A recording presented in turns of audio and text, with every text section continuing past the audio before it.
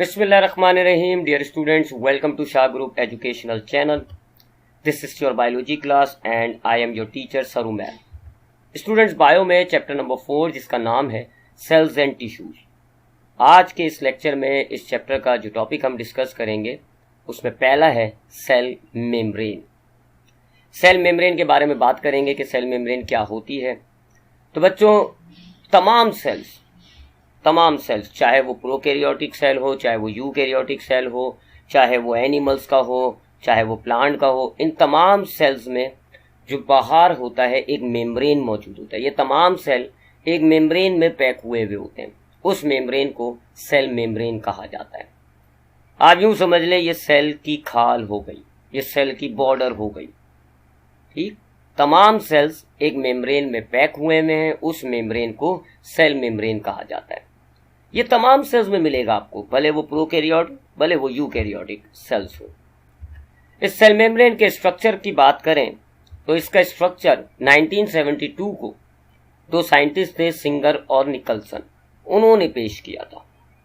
उन्होंने जो cell membrane का स्ट्रक्चर जो मॉडल पेश किया था उसको हम फ्लूइड मोसाइक मॉडल कहते हैं।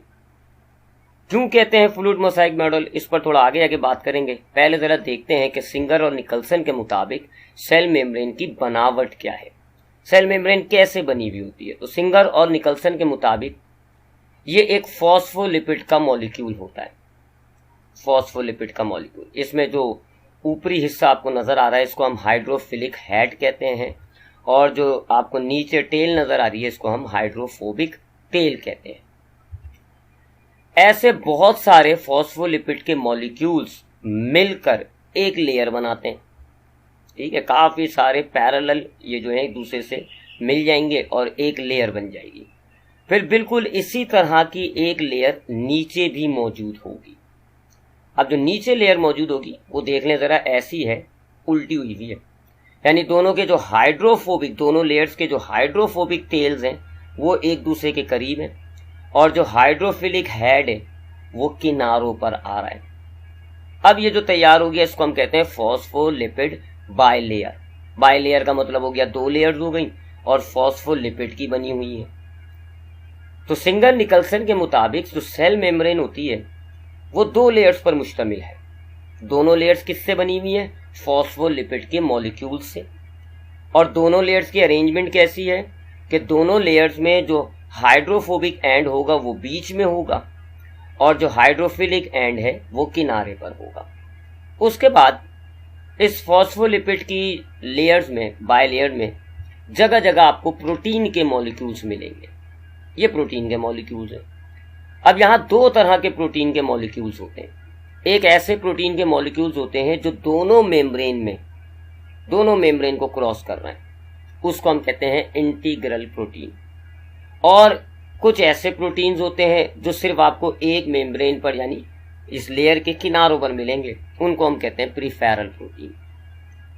ये है सिंगर निकलसन का फ्लूइड मोसाइक मॉडल कि आपकी जो सेल मेम्ब्रेन होती है वो फॉस्फोलिपिड मॉलिक्यूल्स की दो लेयर्स से मिलकर बनी हुई होती है। दोनों लेयर्स में अरेंजमेंट ऐसे है कि उनका हाइड्रोफोबिक जो है वो बीच में होगा और हाइड्रोफिलिक जो है वो किनारे पे होगा। इस फॉस्फोलिपिड की लेयर में जगह जगह आपको प्रोटीन के मॉलिक्यूल्स मिलेंगे। वो प्रोटीन के मॉलिक्यूल्स जो दोनों मेम्ब्रेन को क्रॉस कर रहे होंगे इंटीग्रल प्रोटीन कहलाएंगे। एक लिहाज से ये रास्ता हो जाएगा ऊपर से नीचे आने का या नीचे से ऊपर जाने का। और कुछ ऐसे प्रोटीन्स होंगे जो सिर्फ आपको किनारों पर लूजली अटैच मिलेंगे, उनको हम प्रीफेरल प्रोटीन्स कहते हैं। सो ये है जी फ्लूइड मोसाइक मॉडल। देख लें आप डायग्राम में, ये देखें जी, ये फॉस्फोलिपिड की दो लेयर्स आ गई, पैरेलल हैं। देख लें दोनों के बीच में, दोनों यानी लेयर में बीच में आपके पास हाइड्रोफोबिक आ गए और किनारों पर आपके हाइड्रोफिलिक एंड्स आ गए। जगह जगह प्रोटीन के मॉलिक्यूल्स यहाँ पर बिखरे हुए हैं। कुछ प्रोटीन के मॉलिक्यूल्स हैं जो दोनों मेम्ब्रेन को क्रॉस कर रहे हैं, उसको हम इंटीग्रल प्रोटीन कहते हैं। और कुछ सिर्फ किनारों पर मौजूद होते हैं, ये रहा, इनको हम प्रीफेरल प्रोटीन कहते हैं। ये मेजर कंपोनेंट्स हैं फ्लूइड मोसाइक मॉडल में। जो सेल मेम्ब्रेन के मेजर कंपोनेंट्स हैं कौन से हैं? एक फॉस्फोलिपिड जिसकी दो लेयर्स बनी हुई है, और एक ये प्रोटीन जो इंटीग्रल भी हो सकता है, प्रिफेरल भी हो सकता है। उसके अलावा कुछ साइड मॉलिक्यूल्स भी होते हैं, जैसे कि ग्लाइकोप्रोटीन, ग्लाइकोलिपिड्स, कोलेस्ट्रॉल। ठीक है, ये देखें, ये कोलेस्ट्रॉल लगा हुआ, ये ग्लाइकोलिपिड्स लगा हुआ, ये ग्लाइकोप्रोटीन लगा हुआ। असल में ये ग्लाइकोलिपिड क्या होता है, कार्बोहाइड्रेट का मॉलिक्यूल है, और अगर लिपिड की लेयर से अटैच हुआ हुआ है तो उसको हम कहेंगे ग्लाइकोलिपिड। अगर कार्बोहाइड्रेट का मॉलिक्यूल प्रोटीन से अटैच हुआ हुआ है तो उसको हम कहेंगे ग्लाइकोप्रोटीन। तो देख लें यहाँ पे, ये जो कार्बोहाइड्रेट का मॉलिक्यूल है लिपिड से अटैच है तो ग्लाइकोलिपिड कहा। ये कार्बोहाइड्रेट का मॉलिक्यूल प्रोटीन, देखें प्रोटीन है ना ब्लू कलर में, प्रोटीन से अटैच है तो इसको हम क्या कहेंगे, ग्लाइकोप्रोटीन। सो ग्लाइकोप्रोटीन, ग्लाइकोलिपिड्स और कोलेस्ट्रॉल जैसे मॉलिक्यूल्स भी आपको यहाँ मिलते हैं। बट असल कंपोनेंट्स में, असल जो मॉलिक्यूल्स हैं वो फॉस्फोलिपिड की लेयर हो गई और प्रोटीन के मॉलिक्यूल्स हो गए। ये है फ्लूइड मोसाइक मॉडल। इसको फ्लूइड क्यों कहा, क्योंकि ये जो आपकी फॉस्फोलिपिड की लेयर है, फ्लूइड की तरह इसमें जो है ना मूवमेंट होती है। देखें इस डायग्राम में आपको नजर आ रहा है, लचक है, मूवमेंट है, फ्लूइड की तरह है जी। और मोसाइक क्यों कह रहे हैं, मोसाइक असल में जैसे समंदर के अंदर बर्फ के टुकड़े होते हैं, जगह जगह पाए जाते हैं, मोसाइक कहा जाता है। इसी तरह ये अगर आप इस पूरी फॉस्फोलिपिड को समंदर मान लें तो ये जो प्रोटीन है जगह जगह समंदर में बर्फ की तरह नजर आ रहे हैं। तो इसलिए इन प्रोटीन की खूबसूरतियत की वजह से मोसाइक मॉडल कहते हैं इसको हम। सो ये है जी सिंगर निकलसन का, जो उन्होंने 1972 में सेल मेम्ब्रेन का स्ट्रक्चर बनावट बताई थी, फ्लूइड मोसाइक मॉडल, वो ये है। अब सेल मेम्ब्रेन के फंक्शन पे आते हैं। सेल मेम्ब्रेन का काम क्या है, चूंकि आपके सेल को इसने इंक्लोज किया हुआ है, आपके सेल के किनारे पे पाया जाता है, तो सेल के अंदर जो भी चीजें आती हैं, जो भी चीजें जाएंगी, वो इस सेल मेम्ब्रेन को क्रॉस करके आना जाना करती हैं। सही कह रहा हूं, सेल मेम्ब्रेन ने आपके पूरे सेल को पैक किया हुआ है, किनारे पर मौजूद है, बिल्कुल ऐसे जैसे आपके कमरे में दरवाजे होते हैं, पूरे दीवारें होती हैं, पैक कर देते हैं, ऐसे। तो चूंकि सेल मेम्ब्रेन ने पूरे सेल को कवर किया हुआ होता है, अब सेल के अंदर अगर किसी चीज को आना है, सेल के अंदर से किसी चीज को बाहर जाना है, तो वो सेल मेम्ब्रेन को क्रॉस करके इन एंड आउट होगा। और इस दौरान बच्चों सेल मेम्ब्रेन चीजों को रेगुलेट करेगा, यानी हर चीज सेल मेम्ब्रेन में से आना जाना नहीं करेगी। सिर्फ चंद स्पेसिफिक पर्टिकुलर चीजें होंगी, वो सेल के अंदर से सेल मेम्ब्रेन को क्रॉस करके सेल के अंदर आ सकती हैं, तमाम चीजें नहीं आएंगी। इसी तरह पर्टिकुलर चीजें सेल मेम्ब्रेन को क्रॉस करके बाहर जाएंगी, तमाम चीजें बाहर नहीं जा सकती। ठीक है, इस चीज को हम कहते हैं सिलेक्टिव परमिएबल। हमारी जो सेल मेम्ब्रेन है वो सिलेक्टिव परमिएबल है, सिर्फ सिलेक्टिव चीजों को परमिट करेगी कि वो आना जाना कर लें। सिलेक्टिव परमिएबल, मखसूस चीजों को सिर्फ ये इजाजत देगी कि आप अंदर चले जाएं, आप बाहर आ जाएं। बिल्कुल ऐसे जैसे दरवाजे पर अगर एक गार्ड खड़ा हो जाता है तो फिर गार्ड जो है उस दरवाजे पर सिलेक्टिव परमिएबल हो जाएगा। अब गार्ड जो है वो सिर्फ मखसूस लोगों को अंदर आने देगा, सारों को अंदर आने मना कर देगा। फिर अगर अंदर से कोई बाहर जा रहा होगा तो मखसूस लोगों को बाहर जाने देगा, सबको तो नहीं जाने देगा। सो बिल्कुल इसी तरह सेल मेम्ब्रेन एक लिहाज से सेल का गार्ड है, ये मखसूस चीजों को सेल के अंदर आने देगी, यानी ऑक्सीजन जो है वो सेल के अंदर आ जाएगी, कार्बन डाइऑक्साइड नहीं आ सकती, कार्बन डाइऑक्साइड सेल के बाहर जा सकती है। इस तरह मखसूस चीजों को सेल के अंदर और बाहर ये ट्रांसपोर्ट करने में, फ्लो करने में मदद करता है। अब बच्चों ये सिलेक्टिव परमिएबल जब ये होता है, सेल मेम्ब्रेन जब सिलेक्टिव परमिएबिलिटी करती है तो कुछ प्रोसेस का इस्तेमाल करती है, नाम लिखे हुए ये देखें। कुछ प्रोसेस का इस्तेमाल करके सेल मेम्ब्रेन चीजों को इन एंड आउट करेगी सेल में से। कौन कौन से? Diffusion, osmosis, active transport. अब ये तीन प्रोसेस कौन से, थोड़ा सा इनको देख लेते हैं।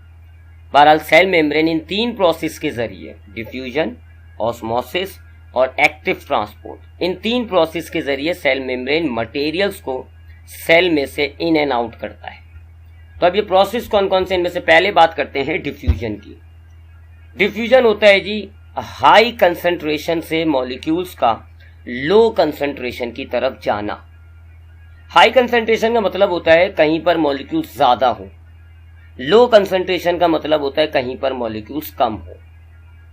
ठीक है, अब इस डायग्राम को अगर आप देखें तो यहां इस हिस्से में आपको मॉलिक्यूल्स ज्यादा नजर आ रहे हैं, तो ये हो गया हाई कंसंट्रेशन, जबकि इस हिस्से में मॉलिक्यूल्स नहीं है तो ये हो गया लो कंसंट्रेशन। इस डायग्राम में भी आप देखना चाहें तो नीचे की तरफ मॉलिक्यूल्स ज्यादा हैं, हाई कंसंट्रेशन हो गई, ऊपर की तरफ मॉलिक्यूल्स कम हैं तो लो कंसंट्रेशन हो गई।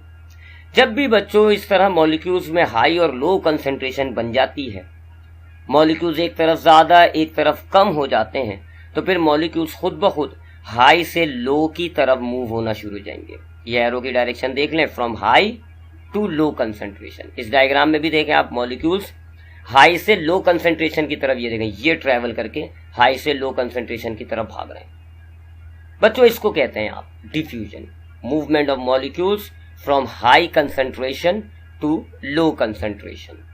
अगर मॉलिक्यूल्स हाई से लो कंसंट्रेशन की तरफ जाते हैं तो इसको हम डिफ्यूजन कहते हैं। खुद ब खुद प्रोसेस होता है, ऑटोमेटिक प्रोसेस होता है, कोई एनर्जी की जरूरत नहीं होती इसमें। बस आपने मॉलिक्यूल्स की कंसंट्रेशन में फर्क कर दिया, हाई कर दिया, लो कर दिया, तो अब मॉलिक्यूल्स खुद ब खुद हाई से लो की तरफ ट्रेवल करना शुरू कर देते हैं। ये होता है डिफ्यूजन। अब बात करते हैं बच्चों ऑस्मोसिस की। ऑस्मोसिस भी डिफ्यूजन ही की तरह मूवमेंट ऑफ मॉलिक्यूल्स होता है from high concentration to low concentration. यानी ऑस्मोसिस में भी मॉलिक्यूल्स एक तरफ ज्यादा होंगे, दूसरी तरफ कम होंगे।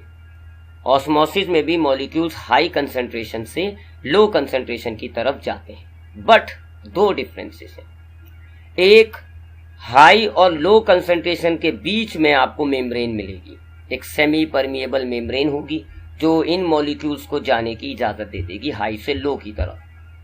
डिफ्यूजन में हाई और लो के बीच में कोई मेम्ब्रेन नहीं थी, जबकि ऑस्मोसिस में हाई और लो कंसंट्रेशन के दरमियान में एक सेलेक्टिव परमिएबल मेम्ब्रेन होती है और वो मेम्ब्रेन उन मॉलिक्यूल्स को जाने की इजाजत दे देती है। और दूसरा, ऑस्मोसिस में वाटर मॉलिक्यूल्स का मूवमेंट हो रहा होता है, यानी वाटर मॉलिक्यूल्स मूव हो रहे होते हैं। अब इस डायग्राम को देखें, that blue line is the membrane, ये मेम्ब्रेन है, ये जो रेड डॉट्स हैं they are the water molecules. अब वाटर मॉलिक्यूल्स मेम्ब्रेन के इस लेफ्ट साइड पर हाई कंसंट्रेशन में, राइट साइड पर लो कंसंट्रेशन में। सो अब क्या हो रहा है, वाटर मॉलिक्यूल्स हाई कंसंट्रेशन से मेम्ब्रेन क्रॉस करके लो कंसंट्रेशन की तरफ जा रहे हैं। सो अगर वाटर मॉलिक्यूल्स हाई कंसंट्रेशन से लो कंसंट्रेशन की तरफ ट्रेवल करें थ्रू सेमी परमिएबल मेम्ब्रेन, तो उसको हम ऑस्मोसिस कहते हैं। ये भी बच्चों खुद ब खुद ऑटोमेटिक प्रोसेस होता है, कोई एनर्जी की इसमें जरूरत नहीं होती है। मेम्ब्रेन के अगर एक तरफ वाटर ज्यादा है, दूसरी तरफ वाटर कम है, तो खुद ब खुद वाटर जो है मेम्ब्रेन को क्रॉस करके हाई से लो कंसंट्रेशन की तरफ आना शुरू कर देता है। और अब बात करते हैं थर्ड प्रोसेस की, एक्टिव ट्रांसपोर्ट। ये गौर से सुनिएगा। अभी मैंने आपको बताया डिफ्यूजन में भी, ऑस्मोसिस में भी, कि मॉलिक्यूल्स हाई से लो कंसंट्रेशन की तरफ जा रहे हैं। ठीक है, डिफ्यूजन में भी हाई से लो कंसंट्रेशन की तरफ जा रहे थे, ऑस्मोसिस में भी हाई से लो कंसंट्रेशन की तरफ जा रहे थे। बस फर्क क्या था कि ऑस्मोसिस में वाटर मॉलिक्यूल्स थे और बीच में मेम्ब्रेन थी। और दूसरी बात मैंने बोली थी कि ये जो डिफ्यूजन और ऑस्मोसिस है, दोनों ऑटोमेटिक प्रोसेस होते हैं, खुद ब खुद होते हैं, कोई एनर्जी की जरूरत नहीं होती। ना तो डिफ्यूजन में कोई एनर्जी रिक्वायर होती है, ना ही ऑस्मोसिस में कोई एनर्जी रिक्वायर होती है। एक्टिव ट्रांसपोर्ट इन दोनों का बिल्कुल अपोजिट है, बिल्कुल अपोजिट। एक्टिव ट्रांसपोर्ट में मॉलिक्यूल्स लो से हाई की तरफ जाएंगे, उल्टा हो गया। एक तरफ मॉलिक्यूल्स कम है, लो कंसंट्रेशन, एक तरफ मॉलिक्यूल ज्यादा है, हाई कंसंट्रेशन।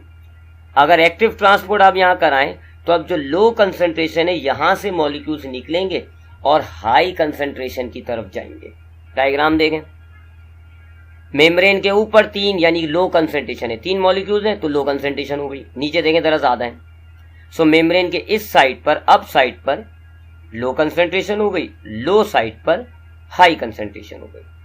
अब एक्टिव ट्रांसपोर्ट होगा तो अब मॉलिक्यूल्स लो से हाई की तरफ आएंगे। एरो देख लें आप, बाहर से अंदर की तरफ आ रहे हैं, ऊपर से नीचे की तरफ आ रहे हैं, यानी लो कंसंट्रेशन से हाई कंसंट्रेशन की तरफ आ रहे हैं। ये होता है एक्टिव ट्रांसपोर्ट। यानी इस डायग्राम में अगर मैं बोलूं डिफ्यूजन हो रहा है तो अब ये जो मॉलिक्यूल्स है नीचे से ऊपर जाएंगे। ऑस्मोसिस हो रहा है तो ये मॉलिक्यूल्स इस तरफ से जाएंगे, मेम्ब्रेन को क्रॉस करके इस तरफ से, तो ये ऑस्मोसिस हो जाएगा। और अगर ऊपर से नीचे की तरफ यानी लो कंसंट्रेशन से हाई कंसंट्रेशन की तरफ मॉलिक्यूल्स आएंगे अगर, तो ये हो जाएगा एक्टिव ट्रांसपोर्ट। और बच्चों दूसरा फर्क, एक्टिव ट्रांसपोर्ट के लिए एनर्जी की जरूरत होती है, रिक्वायर्ड एनर्जी, ये खुद ब खुद नहीं होता, एनर्जी लगाएंगे तो फिर लो से हाई की तरफ मॉलिक्यूल्स मूव करेंगे। और अगर आपने एनर्जी नहीं लगाई तो फिर डिफ्यूजन और ऑस्मोसिस शुरू हो जाएगा। अगर यहाँ आपने एनर्जी खत्म कर दी तो फिर अब ये एक्टिव ट्रांसपोर्ट खत्म हो जाएगा और अब यहाँ डिफ्यूजन ऑस्मोसिस शुरू हो जाएगा, मॉलिक्यूल्स हाई से लो की तरफ जाना शुरू हो जाएंगे। सही है, तो ये एक्टिव ट्रांसपोर्ट होता है। तो बच्चों, सेल मेम्ब्रेन जो सिलेक्टिव परमेबिलिटी करता है, चंद मॉलिक्यूल्स को आने देगा, बाकी को रोक देगा, तो इसके लिए वो इन 3 प्रोसेस का सहारा लेता है, डिफ्यूजन का, ऑस्मोसिस का और एक्टिव ट्रांसपोर्ट का। कुछ मॉलिक्यूल्स मेम्ब्रेन में से गुजर जाते हैं हाई से लो की तरफ, तो ऑस्मोसिस हो जाएगा। कुछ मॉलिक्यूल्स, वो जो प्रोटीन आपको बताया ना मैंने, इंटीग्रल प्रोटीन, कुछ मॉलिक्यूल्स इस प्रोटीन में से हाई से लो की तरफ चले जाएंगे, तो वो डिफ्यूजन हो जाएगा। और बाज दफा सेल मेम्ब्रेन क्या करता है, लो कंसंट्रेशन से मॉलिक्यूल्स को हाई कंसंट्रेशन की तरफ एनर्जी लगा के मूव कराता है, तो वो एक्टिव ट्रांसपोर्ट हो जाएगा। तो इन 3 प्रोसेस के जरिए सेल मेम्ब्रेन रेगुलेट करता है मटेरियल्स को कि सेल्स के इन और आउट कौन से मटेरियल्स जाएं। ठीक, इसके अलावा नेक्स्ट फंक्शन देखते हैं सेल मेम्ब्रेन का क्या है। ये तो एक काम हो गया। दूसरा काम है इंजेक्शन सेक्रीशन। इंजेक्शन का मतलब होता है किसी पार्टिकल को सेल के अंदर लाना, बड़े पार्टिकल को जो डिफ्यूजन ऑस्मोसिस एक्टिव ट्रांसपोर्ट से नहीं आ सकते, फूड पार्टिकल्स हैं जैसे कोई, उनको। सेक्रीशन का मतलब होता है उल्टा कर दें, कोई बड़ा पार्टिकल है, एक्टिव ट्रांसपोर्ट डिफ्यूजन ऑस्मोसिस के थ्रू नहीं जा सकता, तो उसको बाहर निकालना सेक्रीशन कहलाएगा। तो अब यहाँ बड़े पार्टिकल्स की बात कर रहे हैं, छोटे मॉलिक्यूल्स की बात नहीं हो रही।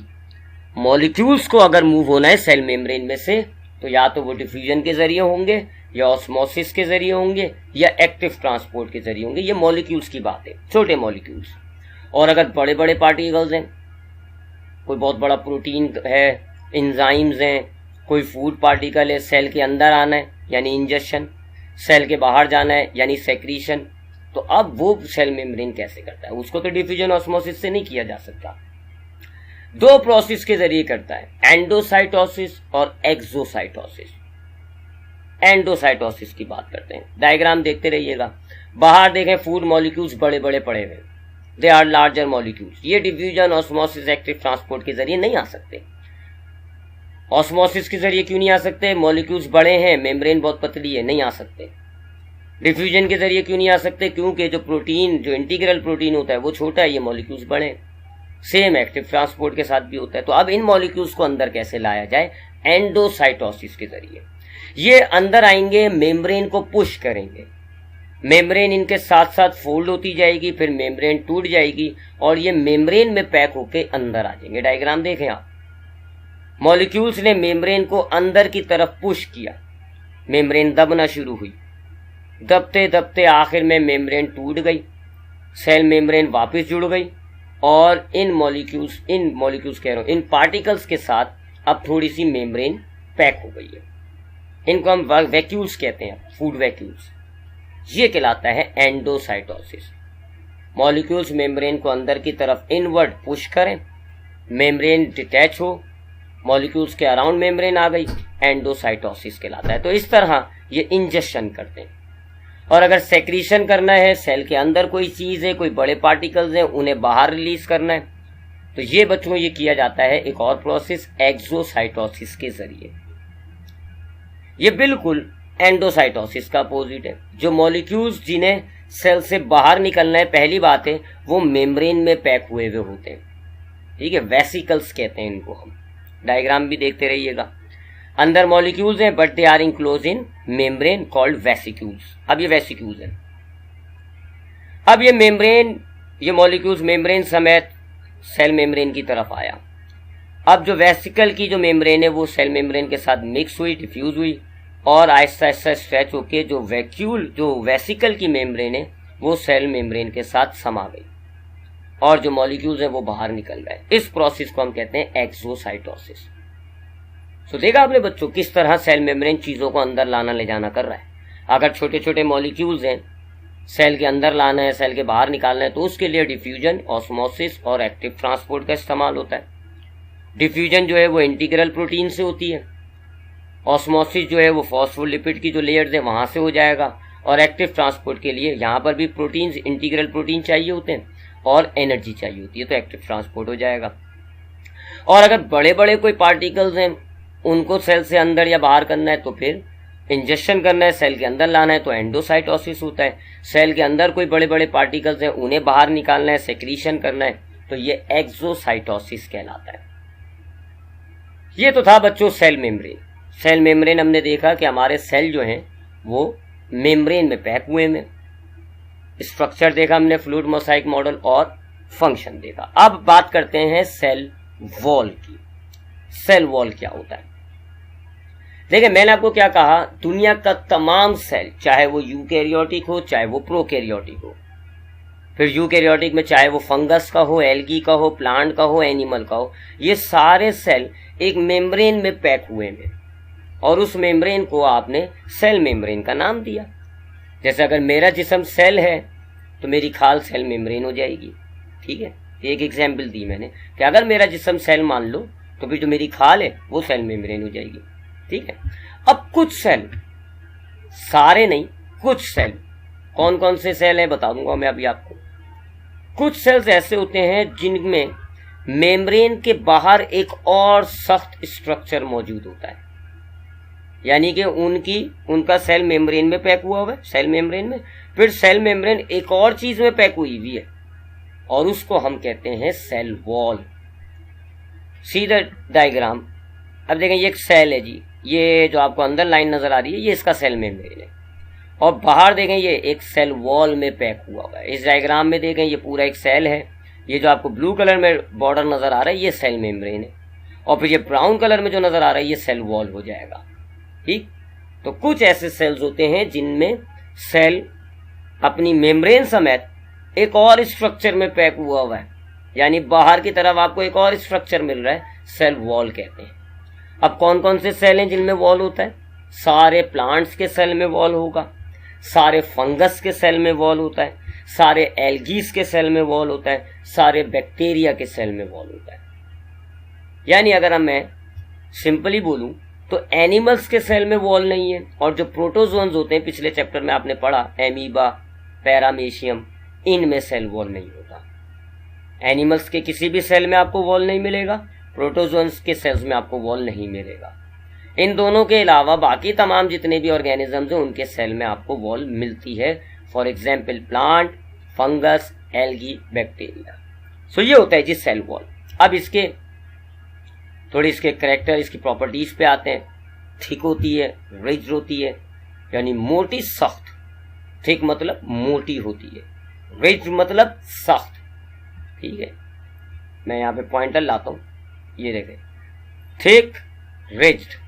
थिक मतलब काफी मोटी होती है, ये इतनी मोटी होती है, बाज होगा तो इसमें 2 लेयर्स हो जाती हैं, वो अभी हम पढ़ेंगे, प्राइमरी वॉल, सेकेंडरी वॉल। बहरहाल अगर प्राइमरी वॉल भी है तो भी वो थोड़ी मोटी है, लेकिन सेकेंडरी हो गई तो वो और ज्यादा मोटी हो जाती है। तो थिक होती है ये।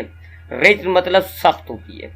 नॉन लिविंग, नॉन लिविंग यानी ये जिंदा नहीं है, ये कोई मेटाबॉलिक रिएक्शन नहीं कर रही होगी, इसे एनर्जी नहीं चाहिए, ये कोई जिंदा नहीं है, ये जिंदा मटेरियल से नहीं बनी हुई। ठीक है, ये एक्चुअल में ये किससे बनी हुई होती है? Cellulose, hemicellulose, pectin, peptidoglycan, chitin जैसे कंपाउंड से। ठीक है, और ये सारे कंपाउंड्स हैं, सेल्स नहीं है, सेल्स लिविंग नहीं है, ये सब नॉन लिविंग है। ठीक है, तो अभी मैं कंपोजिशन आपको नीचे बताता हूँ फर्दर। बहरहाल ये नॉन लिविंग होती है। तो ठीक है, सख्त है, नॉन लिविंग है, परमिएबल है। परमिएबल का मतलब सेल मेम्ब्रेन में मैंने आपको बताया था सेलेक्टिव परमिएबल, और सेलेक्टिव परमिएबल का मतलब बताया था मैंने आपको कि चंद चीजों को, सेलेक्टिव चीजों को अलाउ कर दिया जाएगा कि आप चले जाएं। सेल मेम्ब्रेन सेलेक्टिव परमिएबल है, चंद चीजों को सेल मेम्ब्रेन अलाउ कर देती है, बाकी चीजों को वो ब्लॉक कर देती है। और परमिएबल का मतलब है हर चीज क्रॉस कर जाएगी।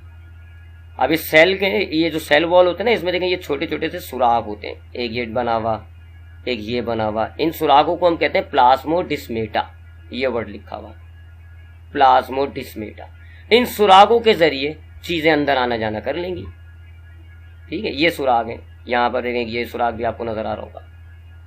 This holes in the cell wall is called plasmodesmata. ये बिल्कुल खिड़कियों की तरह है, कोई भी चीज, हवा, डस्ट आना जाना कर देती है ना खिड़की में से। खिड़की है आपकी, अब खिड़की में से कोई सिलेक्टिव परमेबिलिटी होती है? नहीं, हवा भी आ रही है, बैक्टीरिया भी आ रहा है, जरासीम भी आ रहे हैं, धूल मट्टी भी आ रही है, आना जाना हो रहा है। तो ऐसे ये प्लाज्मोडिस्मेटा है जी, सेल वॉल में होल्स हैं, मटेरियल्स इनमें से क्रॉस करके अंदर आ जाएंगे। ठीक है, ये कोई रोकेगा नहीं किसी मटेरियल्स को, कोई भी मटेरियल इनमें से आना जाना कर सकता है। अब फिर वो आगे आपको पता है सेल मेम्ब्रेन के बाद सेल वॉल के बाद सेल मेम्ब्रेन आएगी, तो अब वो फिर सेलेक्ट करेगी। सेल मेम्ब्रेन तो सेलेक्टिव परमिएबल है, तो अब प्लाज्मोडिस्मेटा भले तमाम चीज़ों को अंदर अलाउ कर दे, बट उसके बाद जो नेक्स्ट पार्ट आएगा सेल मेम्ब्रेन, तो वहाँ पर वो सेलेक्टिव परमिएबिलिटी शुरू हो जाएगी और चंद चीज़ें जाएंगी, चंद चीज़ें ब्लॉक हो जाएंगी। तो it is thick rich non living permeable colourless layer है जी प्लांट सेल्स में। कलरलेस होता है, इसका कोई कलर नहीं होता। ठीक है, मौजूद तो ये सब में, प्लांट में भी है, बैक्टीरिया में भी है, फंगस में भी है, बस किस में नहीं है, एनिमल्स के सेल में नहीं है और प्रोटोजोन्स के सेल में नहीं होता। बट ये तो प्लांट, बैक्टीरिया और फंगस का सेल वॉल है, लोकेशन तो वही है, बिल्कुल बाहर, मेम्ब्रेन के बाहर, बट इसकी कंपोजिशन में फर्क होता है। प्लांट का जो सेल वॉल होता है वो सेल्यूलोज और हेमीसेल्यूलोज और पैक्टिन से बना हुआ होता है, और कुछ जगहों पे लिग्निन भी होता है। यानी प्लांट के सेल वॉल में कौन कौन से मटेरियल्स होते हैं, सेल्यूलोज, हेमीसेल्यूलोज, पैक्टिन और लिग्निन। बैक्टीरिया के सेल वॉल में आपको मिलता है पेप्टाइडोग्लाइकन नाम का कंपाउंड, और फंगस के सेल वॉल में चिटिन और ग्लूकन होता है। तो इन तीनों में सेल वॉल है, बट उसकी बनावट में उसकी कंपोजिशन जरा डिफरेंट होती है। ठीक है, और ये मैं आपको बता चुका हूँ, प्लाज्मोडिस्मेटा सेल वॉल के कुछ जगहों पे छोटे छोटे पोर्स होते हैं जिनको हम प्लाज्मोडिस्मेटा कहते हैं। तो ये सेल वॉल की प्रॉपर्टीज मैंने आपको बताई, थिक होती है, रिज्ड होती है, नॉन लिविंग मटेरियल से बनी हुई है, परमिएबल है, इसमें छोटे छोटे सुराग हैं, प्लाज्मोडिस्मेटा कहलाते हैं, कलरलेस होते हैं, प्लांट, बैक्टीरिया, फंगस, एल्गीज में ये पाई जाती हैं, एनिमल्स और प्रोटोजोआ में ये नहीं होती। अब जिनमें है तो उनकी सेल वॉल की कंपोजिशन जरा डिफरेंट होती है। प्लांट और एल्गी में सेल्यूलोज वगैरह होता है, cellulose, hemicellulose, pectin, lignin. Bacteria में पेप्टाइडोग्लाइकन होता है, फंगस में चिटिन और ग्लूकन होता है। अब जो प्लांट की सेल वॉल होती है, प्लांट का सेल वॉल, ठीक है, यहां हम सिर्फ प्लांट की बात कर रहे हैं। प्लांट के सेल वॉल में 3 लेयर्स होती है, 3 लेयर्स। पहली लेयर होती है प्राइमरी वॉल, दूसरी कहलाती है सेकेंडरी वॉल, तीसरी कहलाती है मिडल लैमेला। प्राइमरी वॉल क्या होती है जी, ये सपोज करें हमारे पास सेल है जी, ये सेल आ गया। ठीक है, मैं कलर चेंज करता हूं, येलो ले लेता हूं। सेल मेम्ब्रेन है, ये रेड कलर से जो मैं बनाया है ये प्लांट सेल का सेल मेम्ब्रेन है। ठीक है, अब इसके बाहर जो पहली लेयर आपको मिलेगी सेल मेम्ब्रेन के बिल्कुल बाहर होती है, ये जो पहली लेयर बनी ये कहलाती है प्राइमरी वॉल, बिल्कुल नेक्स्ट टू सेल मेम्ब्रेन, बिल्कुल सेल मेम्ब्रेन के बाद जो है वो है प्राइमरी वॉल। ठीक है, ये तमाम सेल्स में होती है, तमाम प्लांट सेल्स में ये प्राइमरी वॉल बनती है। उसके बाद कुछ सेल्स, सारे नहीं, प्लांट के कुछ सेल्स के अंदर एक माजरा और होता है, उसके लिए मैं ब्लैक कलर ले लेता हूं।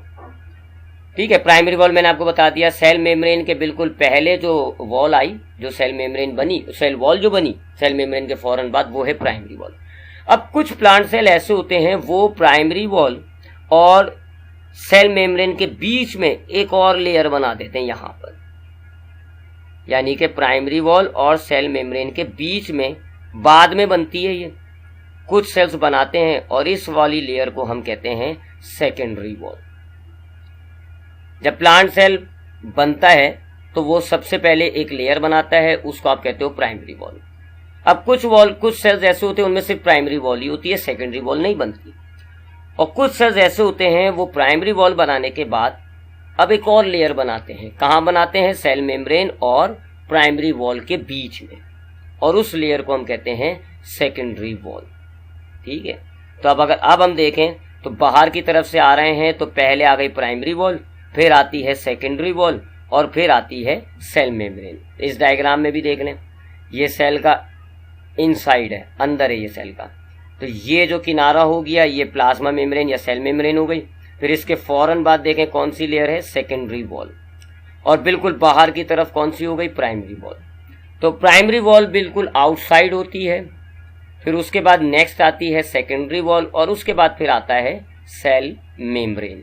ठीक है, एक बात। उसके बाद प्लांट सेल्स, अगर दो प्लांट सेल्स आप लें तो उनके बीच में थोड़ा सा गैप होता है, यानी कि ये प्लांट सेल हो गया और अब मैं एक और प्लांट सेल ले लेता हूँ जी, ये ले लेता हूँ, ये एक और प्लांट सेल हो गया और ये उसकी वही हो गई जी प्राइमरी वॉल। ठीक है, अंदर इसके सेकेंडरी वॉल होगी, फिर सेल मेम्ब्रेन होगी। अब इन दोनों सेल्स की प्राइमरी वॉल के बीच में आप देखें ये गैप है, दोनों सेल्स की प्राइमरी वॉल के बीच में गैप है। इसको भी हम एक लेयर मानते हैं क्योंकि ये दो सेल्स को जोड़ रहा होता है और इस लेयर को हम कहते हैं मिडल लैमेला। तो इस डायग्राम में ये देखें, ये आपको नजर आ रहा है, ऑरेंज कलर में आपने जो गैप है उसको मिडल लैमेला शो कर दिया। तो ये होती है जी प्लांट के सेल वॉल की 3 लेयर्स। ठीक है, अगर आप अंदर से आते हैं तो सबसे पहले सेल मेम्ब्रेन आता है, फिर उसके बाद सेकेंडरी वॉल आती है, फिर प्राइमरी वॉल आती है और फिर आता है मिडल लैमेला। अब आते हैं सेल वॉल के काम पर, फंक्शन पर। What is the function of cell wall? तो सबसे पहले ये आपके प्लांट को सपोर्ट प्रोवाइड करता है, प्लांट सेल को। ठीक है, it provide support to the plant cell.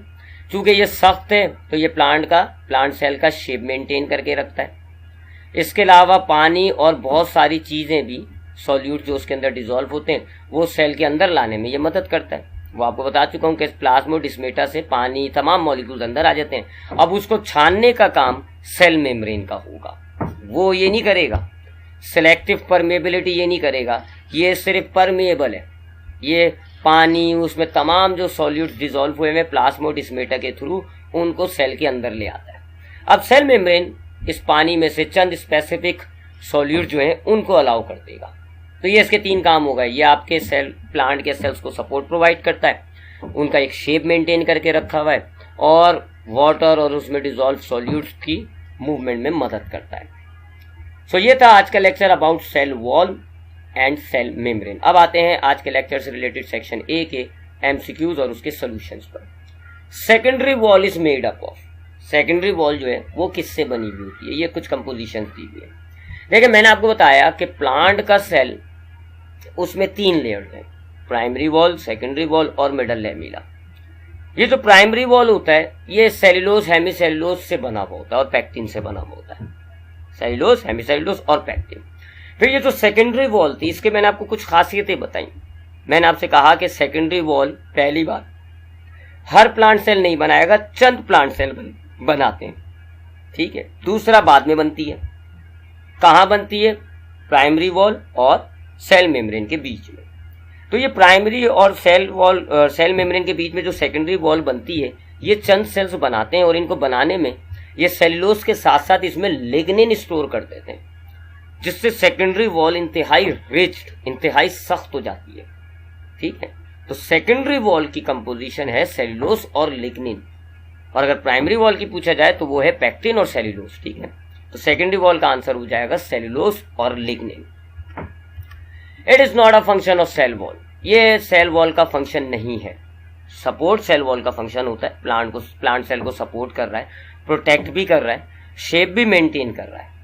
तीनों सेल वॉल के फंक्शन है, तो इसका करेक्ट आंसर हो गया none of this. Which process allow movement in and out of the cell? अब सेल मेम्ब्रेन के जरिए जो सेल्स के अंदर चीजें आना जाना करती हैं, वो इनमें से किस प्रोसेस के जरिए करती हैं? ऑस्मोसिस, डिफ्यूजन या एक्टिव ट्रांसपोर्ट? तो अब ए का मतलब होगा 1 ओनली, यानी सिर्फ ऑस्मोसिस से। बी ऑप्शन का मतलब है 1 and 2 ओनली, यानी ऑस्मोसिस और डिफ्यूजन से। सी का मतलब हो गया 2 and 3, यानी डिफ्यूजन और एक्टिव ट्रांसपोर्ट। और डी का मतलब है तीनों। तो बच्चों, सेल मेम्ब्रेन तो तीनों का इस्तेमाल करके मटेरियल्स को इन और आउट करता है, ऑस्मोसिस, डिफ्यूजन और एक्टिव ट्रांसपोर्ट। बल्कि देखा जाए तो 2 और भी हैं, एक्सोसाइटोसिस, एंडोसाइटोसिस। तो यहां करेक्ट आंसर है कि ये तीनों प्रोसेस मूवमेंट में हेल्प करते हैं, 1, 2 and 3। Select the odd one, जो बिल्कुल डिफरेंट है उसको सेलेक्ट करना है। Active transport, diffusion, facilitated diffusion और ऑस्मोसिस। तो बच्चों, डिफ्यूजन, फैसिलिटेटेड डिफ्यूजन भी डिफ्यूजन की एक टाइप होती है, ऑस्मोसिस। इन तीनों में एनर्जी की जरूरत नहीं होती और इन तीनों में मॉलिक्यूल्स हाई से लो की तरफ मूव हो रहे होते हैं, यही बताया आपको मैंने। डिफ्यूजन, फैसिलिटेटेड डिफ्यूजन, ऑस्मोसिस, इन तीनों में मॉलिक्यूल्स हाई से लो की तरफ जाते हैं और एनर्जी की रिक्वायरमेंट नहीं होती। जबकि एक्टिव ट्रांसपोर्ट इन तीनों से डिफरेंट है, उसमें एनर्जी की जरूरत होती है और उसमें मॉलिक्यूल्स लो से हाई कंसेंट्रेशन की तरफ जाते हैं। तो यहाँ ऑड कौन सा हो गया, एक्टिव ट्रांसपोर्ट हो गया ना, क्योंकि उसको एनर्जी चाहिए और मूवमेंट भी वो किस तरह कर रहा है, लो से हाई कंसेंट्रेशन की तरफ। They propose the fluid mosaic model of cell membrane. Cell membrane का जो मॉडल है, फ्लूइड मोसाइक मॉडल, वो किसने पेश किया था? तो बच्चों इसका आंसर है singer and Nicolson. The movement of water down a concentration gradient is called. अगर पानी की मूवमेंट हो रही है कंसेंट्रेशन ग्रेडियंट के हिसाब से तो इसको हम क्या कहते हैं? कंसेंट्रेशन ग्रेडियंट का मतलब है हाई से लो की तरफ। यानी अगर मैं इसको दूसरे अल्फाज में बोलूं तो अगर वाटर हाई कंसेंट्रेशन से लो कंसेंट्रेशन की तरफ मूव हो रहा है तो उसको हम क्या कहते हैं? तो बच्चों इसका जवाब मैंने आपको बताया, ऑस्मोसिस कहा जाता है ना। वाटर मूव हो रहा हो मेम्ब्रेन को क्रॉस करके तो ये ऑस्मोसिस हो जाता है। A condition where plant cell lose water and cytoplasm shrink is called.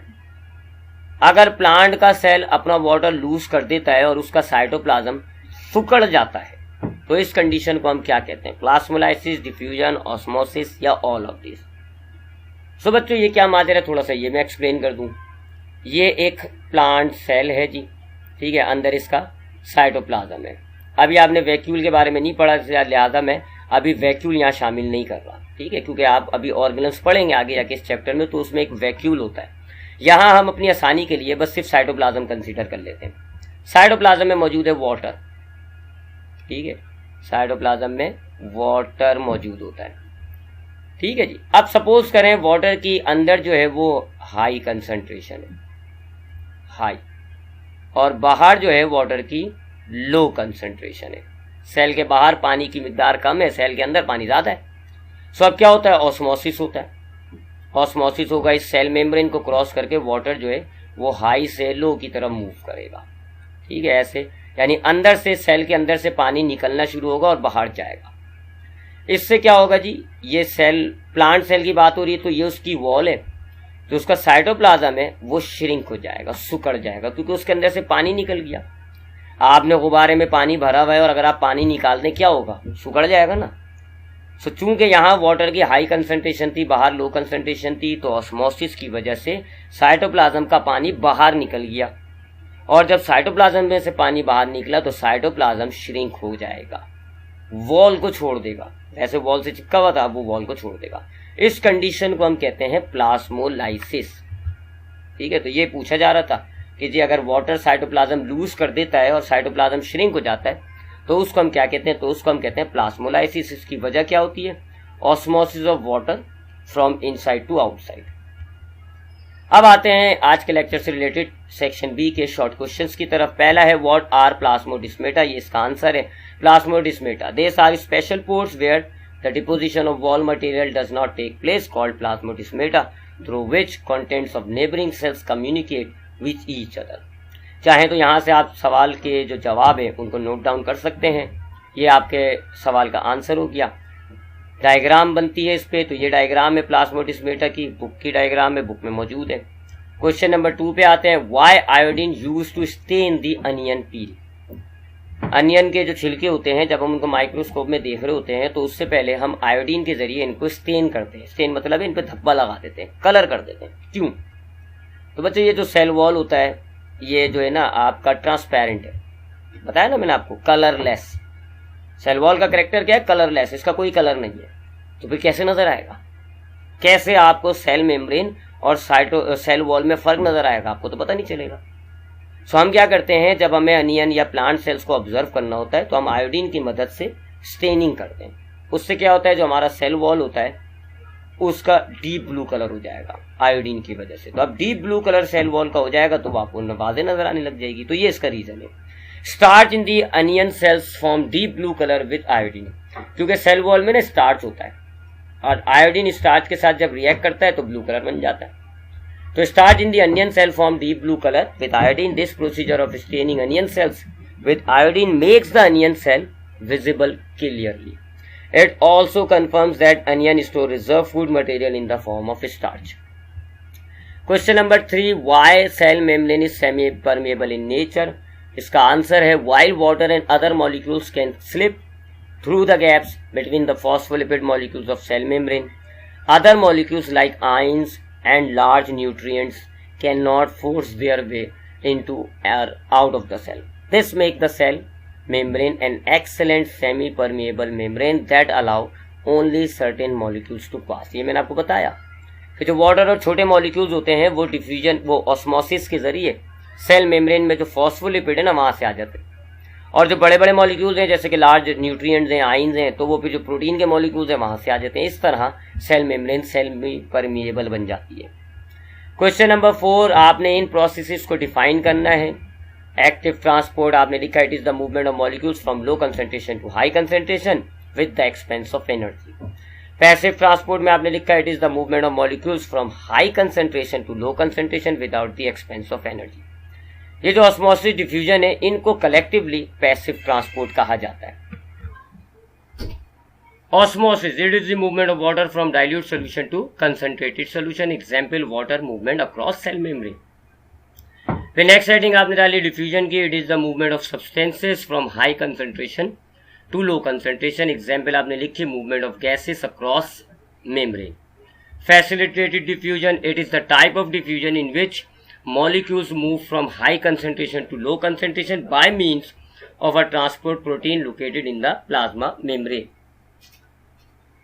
अब फैसिलिटेटेड डिफ्यूजन में आपको बता दूं, होता डिफ्यूजन ही है. मॉलिक्यूल्स हाई कंसंट्रेशन से लो कंसंट्रेशन की तरफ मूव करते हैं, बट यहाँ एक मॉलिक्यूल सपोर्ट करता है. मॉलिक्यूल्स जो है वो एक बड़ा मॉलिक्यूल होता है, एक लार्जर मॉलिक्यूल होता है, वो जो है डिफ्यूजन को सपोर्ट कर रहा होता है. Exocytosis, the membrane fusion and the movement of materials out of the cell is called exocytosis. Next है endocytosis, when the cell membrane take inside certain materials by infolding in the form of vacuole, this is called endocytosis. Hypertonic solution, it is a solution which has high solute concentration than inside the cell.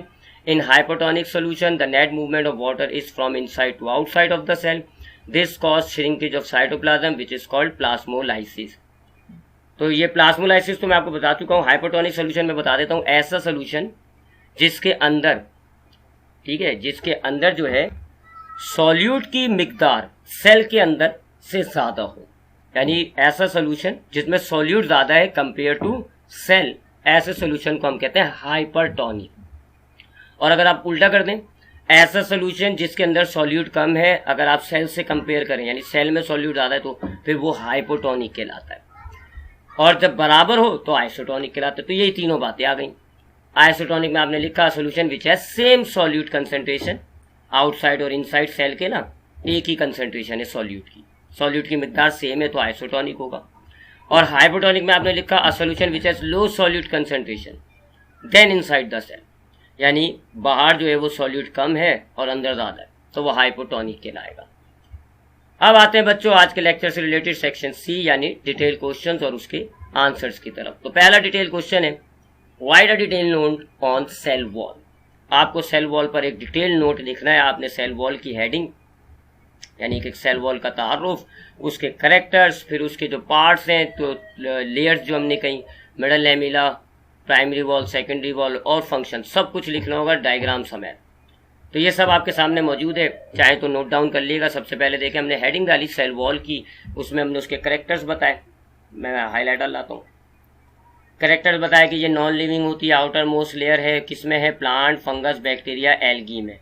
Absent होगी ये किसमें, animals के cell में. Characters बताया, thick होती है, ridge होती है, नॉन लिविंग होती है, परमेबल होती है, कलरलेस होती है. Secreted and maintain by protoplasm, protoplasm बनाती है जिस लेयर को. प्लांट में जो सेल वॉल होता है वो सेलुलोज से ज्यादातर बना हुआ है. बैक्टीरिया का सेल वॉल जो है वो पेप्टाइडोग्लाइकन से और शुगर से बना हुआ होता है. ये जो पेप्टाइडोग्लाइकन है शुगर और अमाइनो एसिड का कॉम्बिनेशन होता है, ठीक है. फंगस का जो सेल वॉल होता है चिटिन, ग्लूकन और प्रोटीन से बना हुआ होता है. कुछ जगहों पे सेल वॉल जो है वो सेल वॉल नहीं बन पाती, वहाँ सुराग हो जाते हैं, उन सुरागों को प्लाज्मोडिस्मेटा कहते हैं. प्लांट के सेल वॉल के आपने पार्ट बताया जी कि 3 रीजन्स होते हैं. Middle lamella between 2 plant cells होती हैं, ये सेलुलोज पैक्टिन से बने हुए होते हैं और ये 2 सेल्स को आपस में जोड़ती है, ठीक है. मैं ट्रांसलेट कर रहा हूँ, वैसे आप चाहें तो यहाँ से नोट डाउन कर लीजिएगा इन इंग्लिश, ठीक है. प्राइमरी वॉल में आपने बताया जी कि ये बिल्कुल प्लांट के सेल में बिल्कुल बाहर की तरफ मौजूद है, मिडल लेमिलर से अटैच हुई होती है, सेल्यूलोस, हेमिसेल्यूलोस और पैक्टिन से बनी हुई है। यंग प्लांट सेल्स के अंदर ये पतली होती है, इलास्टिक सी होती है, लेकिन जैसे सेल थोड़ा बड़ा हो जाता है तो ये थिक और सख्त हो जाती है। सेकेंडरी वॉल के बारे में आपने बताया जी कि ये इनर की तरफ है, अंदर की तरफ है, प्राइमरी वॉल से अटैच है। ये ज़्यादा थिक और रिच होती है क्योंकि इसमें सेल्यूलोस होता है, सेल्यूलोस की बजाय सेल्यूलोस के साथ साथ कुछ जगहों पे लिग्निन भी स्टोर हुआ होता है। फंक्शन आपने बताया जी, सपोर्ट पैदा करता है, ये आपके प्लांट सेल को फ्रेमवर्क प्रोवाइड करता है, उसका शेप मेंटेन करके रखता है। हाइड्रोफिलिक नेचर का है, सो पानी और सॉल्यूट जो है वो इसमें से क्रॉस करके सेल के अंदर या बाहर आ सकते हैं। नेक्स्ट ये इसका डायग्राम हो गया जी, ये भी बुक की डायग्राम है। Question number 2, detail note on sale membrane. तो ये आपके पास सेल मेम्ब्रेन का डिटेल नोट है। इसमें आपने सेल मेम्ब्रेन का एक इंट्रोडक्शन दिया। ऑल सेल इंक्लोज हुए में एक मेम्ब्रेन में जो साइटोप्लाज्म को एक्सटर्नल एनवायरनमेंट से अलग कर देते हैं। इसको प्लाज्मा मेम्ब्रेन भी कहा जाता है। ये एनिमल सेल में तो बिल्कुल आउटर मोस्ट पार्ट होता है, जबकि प्लांट सेल वगैरह में इसके बाहर एक और चीज़ होगी, क्या? Cell wall. कंपोजिशन के बारे में आपने बताया जी कि ये phospholipid, protein, cholesterol, glycolipid, glycoprotein से बने हुए होते हैं। फ्लूइड मोसाइक मॉडल पर आपने एक पैराग्राफ लिखा, 1972 में सिंगर निकलसन ने इसका मॉडल पेश किया था, उसको हम कहते हैं फ्लूइड मोसाइक मॉडल। इस मॉडल के मुताबिक 2 लेयर्स हैं फॉस्फोलिपिड की, अरेंज हुई हुई है पैरेलल रॉस की शक्ल में, यानी यूं एक यूं पैरेलल रॉ। फ्लूइड स्टेट में होती है, रोटेट कर रही होती हैं, with in the membrane rotate हो रही है, और इनमें जो है जगह जगह प्रोटीन के मॉलिक्यूल्स, जैसे कि समंदर में आइसबर्ग्स होती हैं, ऐसे जगह जगह प्रोटीन के मॉलिक्यूल्स होते हैं। 2 कैटेगरी में हम प्रोटीन के मॉलिक्यूल्स को डिवाइड करते हैं, इंटीग्रल इंट्रिंसिक भी कहते हैं, प्रीफेरल एक्सट्रिंसिक भी कहते हैं। इंटीग्रल जो है वो पूरा का पूरा लिपिड की बायलेयर में से क्रॉस हो रहा होता है, रास्ता बना देता है जी ये पानी और उसमें कोई सॉल्यूट डिजॉल्व है उनके लिए, जबकि प्रीफेरल जो है वो लूजली अटैच होता है, ये लिखा हुआ loose association with the membrane surface. फिर ये आपने इसका फंक्शन बताया, सिलेक्टिव परमिएबल होती है, मटेरियल्स को इन एंड आउट सेल के मूव कराती है by the process diffusion, osmosis और एक्टिव ट्रांसपोर्ट। इसके अलावा इंजेक्शन सेक्रेशन भी करती है एंडोएक्सोसाइटोसिस से, सेल को सपोर्ट भी प्रोवाइड कर रही है। ये इसका फ्लूइड मोसाइक का डायग्राम हो जाता है।